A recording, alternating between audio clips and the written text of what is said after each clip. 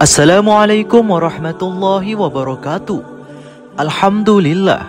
Alhamdulillahi rabbil alamin.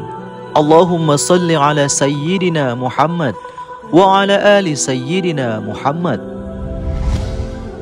Sahabat takwa, di dalam Islam, setiap manusia diperintahkan untuk selalu memohon ampun kepada Allah Subhanahu wa Ta'ala. Karena faktanya, tidak ada orang yang mampu bebas dari dosa kecuali Rasulullah Sallallahu Alaihi Wasallam.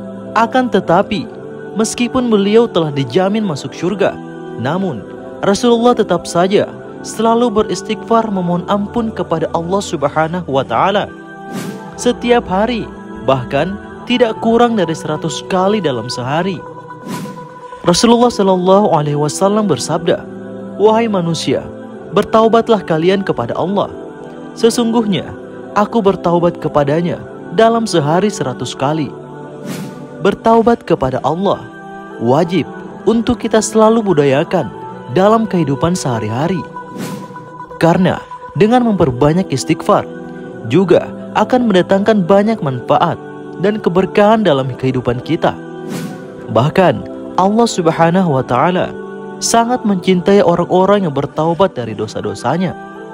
Allah Subhanahu wa Ta'ala berfirman, "Sesungguhnya Allah mencintai orang-orang yang bertaubat dan menyukai orang-orang yang mensucikan diri." Al-Quran Surah Al-Baqarah 222. Nah, pada masa Rasulullah Sallallahu Alaihi Wasallam, ada seorang wanita yang telah melakukan zina, namun membuat Rasulullah kagum. Bagaimana kisahnya? Ayo kita bahas. Namun sebelum lanjut, jangan lupa klik subscribe, like, dan juga share untuk mendukung channel ini agar terus menyebarkan kisah-kisah Islam. Pada suatu hari di zaman Rasulullah Sallallahu Alaihi Wasallam, ada seorang sahabat bernama Imran bin Husain Al-Kunzah radhiyallahu anhu. Ia bercerita bahwa ada seorang wanita yang masuk ke pintu masjid menemui Rasulullah Sallallahu Alaihi Wasallam. Perempuan itu datang sambil berjalan pelan-pelan dengan rasa gentar dan takut akibat aib dan keburukan yang ia lakukan. Namun, ia menepis rasa takutnya kepada manusia dan memberanikan diri bertemu Rasulullah Sallallahu Alaihi Wasallam.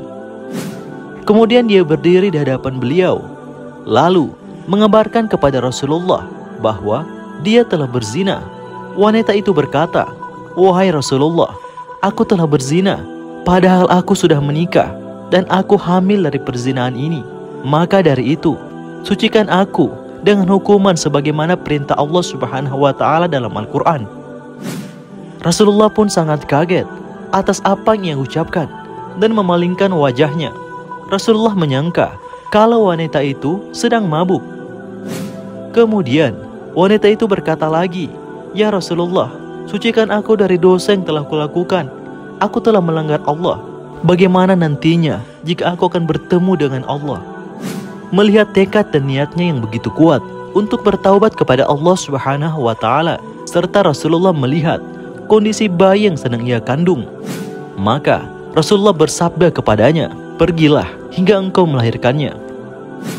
Maka wanita itu pun pulang ke rumahnya dan mengandung janin yang ada dalam perutnya selama 9 bulan. Kemudian setelah 9 bulan, akhirnya ia pun melahirkan.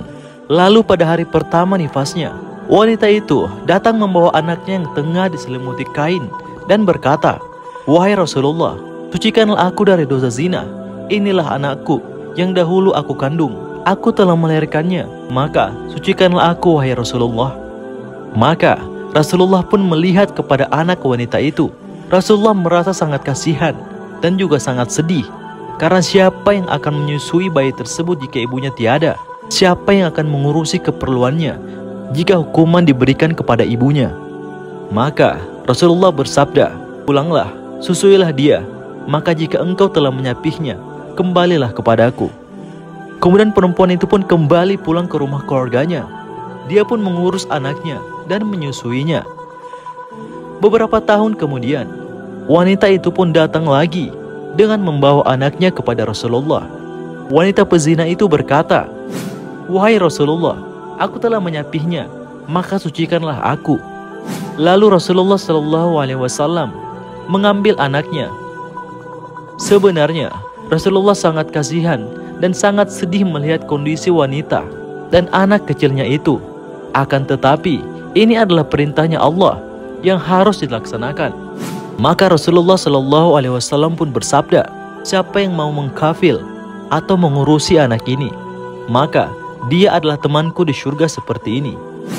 Kemudian Rasulullah memerintahkan agar wanita tersebut dirajam. Akhirnya perempuan itu dihukum dengan dirajam, dan beberapa saat kemudian wanita itu pun wafat dalam keadaan bertaubat. Kemudian dalam sebuah riwayat bahwa Rasulullah SAW memerintahkan agar wanita itu dirajam. Kemudian beliau mensolatinya. Maka berkatalah Umar bin Khattab, "Wahai Rasulullah, mengapa engkau mensolatinya? Sungguh wanita itu telah berzina." Maka Rasulullah pun bersabda, "Sungguh dia telah bertaubat dengan satu taubat. Seandainya taubatnya itu dibagikan kepada 70 orang dari penduduk Madinah, maka taubat itu akan mencukupinya.